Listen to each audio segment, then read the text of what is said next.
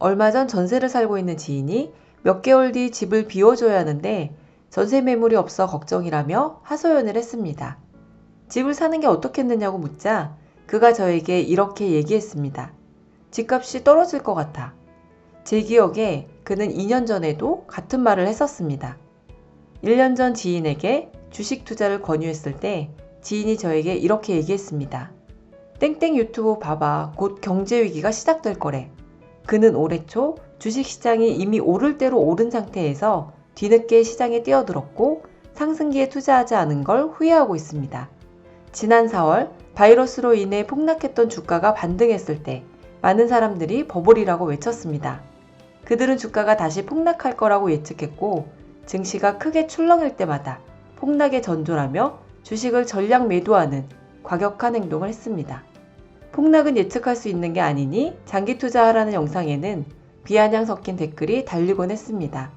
하지만 수개월이 지난 지금 그들은 아마 이런 후회를 하고 있을 겁니다.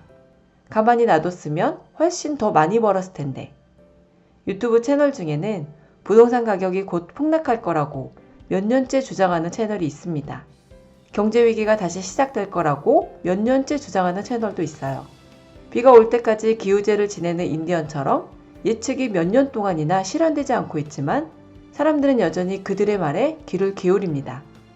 사람들은 비관론을 좋아합니다. 그게 왠지 더 현실적인 것 같고 통찰력 있게 들리기 때문이에요. 하지만 우리가 비관론을 통해 얻을 수 있는 건 아무것도 없습니다. 투자 격언 중에 비관론자는 명성을 얻고 낙관론자는 돈을 번다라는 말이 있습니다.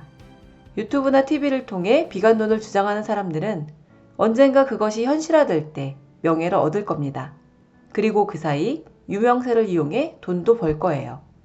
하지만 우리 같은 보통의 사람들이 비관론을 통해 얻을 수 있는 건 아무것도 없습니다. 경제위기를 피한다고 해서 계좌의 잔고가 늘어나는 것도 아니에요. 대부분의 사람들은 리스크를 돈을 잃을 가능성이라고 생각합니다.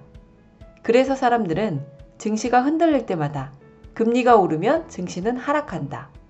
버블 붕괴의 전조이다. 유동성 장세는 끝났다 등 갖가지 이유를 대면서 매도와 매수를 반복해요.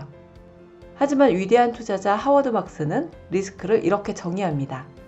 사람들은 주로 돈을 잃을 가능성만을 리스크라고 여긴다. 하지만 잠재적 이익을 놓칠 가능성 또한 리스크이다. 두 가지를 합쳐보면 리스크는 우리가 원하는 대로 되지 않을 가능성이다. 심리학자 카너먼 교수는 이렇게 얘기합니다. 인간은 확률을 보고 투자 여부를 판단하는 합리적인 존재가 아니다. 사람들은 기대 수익률이 높아도 손실 가능성이 있으면 투자를 회피한다. 투자는 확률 게임입니다. 100번 투자해서 100번 모두 수익을 내려는 사람이나 돈을 잃지 않는 것에만 초점을 맞추는 사람은 절대로 돈을 벌 수 없어요.